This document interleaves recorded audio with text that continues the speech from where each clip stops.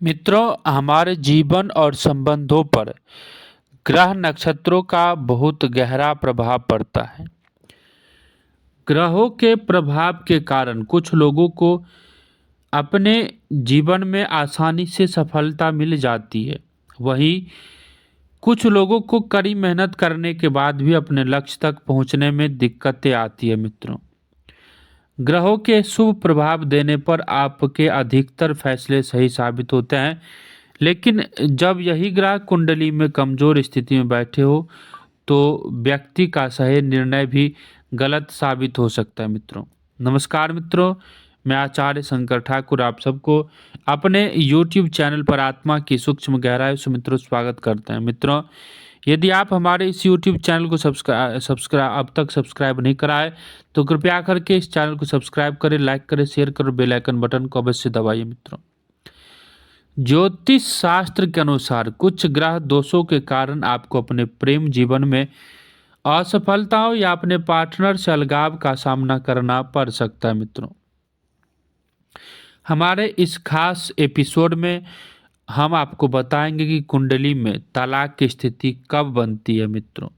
वैवाहिक जीवन या प्रेम संबंध में मनमुटाव या तलाक की स्थिति किस कंडीशन में उत्पन्न हो सकती है। मित्रों, इसी के ऊपर चर्चा कर रहे हैं आज।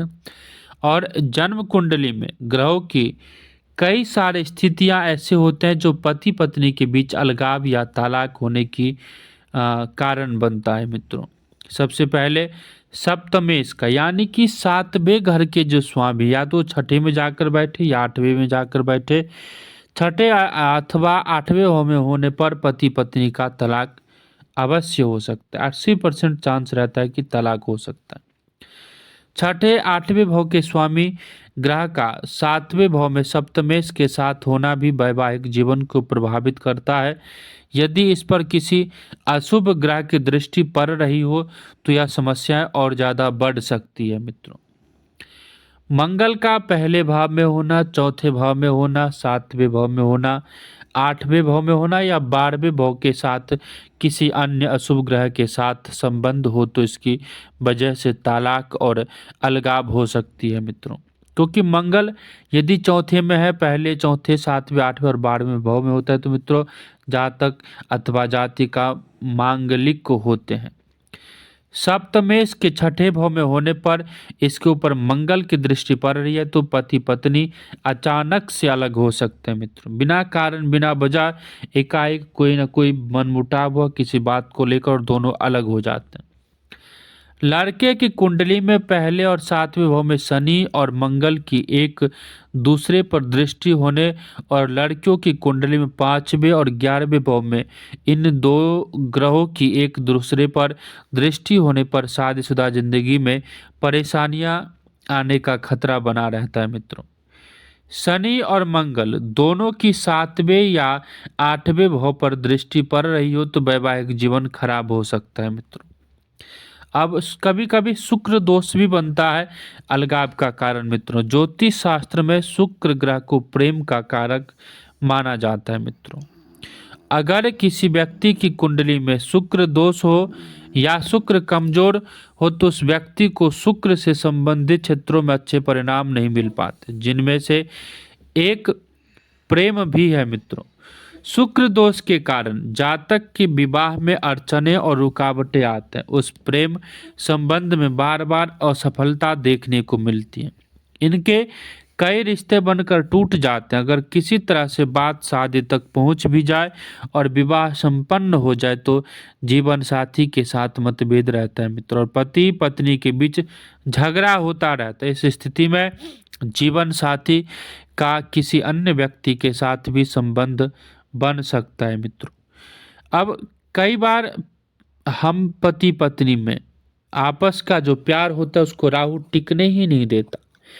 ज्योतिष शास्त्र में राहु को छाया ग्रह की उपाधि दी गई और इसे पापी ग्रह भी माना जाता है। मित्रों, कहते हैं कि राहु इंसान की बुद्धि को भ्रष्ट कर देता है, विपरीत कर देता है और व्यक्ति खुद को नुकसान पहुंचाने वाले फैसले लेने लगते हैं। मित्रों, इंसान के शब्द भी कटु हो जाते हैं, जिसकी वजह से उसके अपने भी उससे दूर हो जाते। प्रेम जीवन में राहु के कारण हमेशा पति पत्नी के बीच मतभेद और मनमुटाव रहता है। लाख कोशिशों के बाद भी इनके जीवन में प्यार टिक नहीं पाता। परिवार के साथ में इनकी कलह रहती है। राहु दोष के कारण जातक की देर से शादी होती है, और शादी हो भी जाए तो पति पत्नी के बीच लड़ाई रहती है मित्र। उनका रिश्ता तलाक तक पहुंच जाता है। उसके बाद शनि दोष से भी नुकसान होता है। यदि किसी व्यक्ति कुंडली में शनि दोष बन रहा हो तो उसके वैवाहिक जीवन प्रभावित होता है। इन लोगों की शादी में देरी और रुकावटें आती, रिश्ता बार बार पक्का होकर टूट सकता है। शनि के अशुभ प्रभाव के कारण ये कभी भी अपनी शादी में खुश नहीं रह पाते, और हो सकता है कि शनि दोष के कारण अपने जीवन साथी के प्रति समर्पण भाव न रखें मित्रों। वैवाहिक जीवन की समस्याओं को दूर करने के ज्योतिषीय उपाय। वैदिक ज्योतिष में कई ऐसे उपायों का उल्लेख किया गया है जिनकी मदद से आप अपने वैवाहिक जीवन में आए किसी तरह की परेशानी को दूर कर सकते हैं। रिश्ते में सुधार लाने के लिए गौरी शंकर रुद्राक्ष धारण करें। वैवाहिक सुख शांति के लिए भगवान शिव और माता पार्वती की पूजा करें। अगर आपको बृहस्पति के कारण समस्याएं आ रही है तो अपने आप पीले रंग की खाने की चीज या हल्दी, मिठाई या वस्त्र आदि का दान अवश्य करें। मंगल दोष के कारण पति पत्नी के बीच अनबन चल रही है तो मंगलवार के दिन गुड़ का दान करें। शादीशुदा जिंदगी में चंद्रमा के कारण आए तूफान को शांत करने के लिए चांदी का कोई आभूषण पहने मित्रों। सूर्य की वजह से परेशानी हो रही है तो गरीबों और जरूरतमंद लोगों को गेहूं और गुड़ का दान अवश्य करें। परिवार में सुख शांति बनाए रखने एवं पति पत्नी के बीच आपसी तालमेल को बढ़ाए रखने के लिए आप सप्ताह में एक दिन नमक के पानी से फर्श पर पोछा जरूर लगाएं मित्रों। वैवाहिक संबंध में प्रेम बनाए रखने के लिए स्त्रियां पीले रंग की चूड़ियां या सोने की चूड़ी पहने। मंगलवार, बृहस्पतिवार और शनिवार के दिन नाखून काटने से बचना चाहिए। यदि पति पत्नी के परिवार के बीच कलह और अनबन रहती है तो 7 कच्ची हल्दी के टुकड़े ले, 3 तांबे के सिक्के, गुड़ और केसर ले।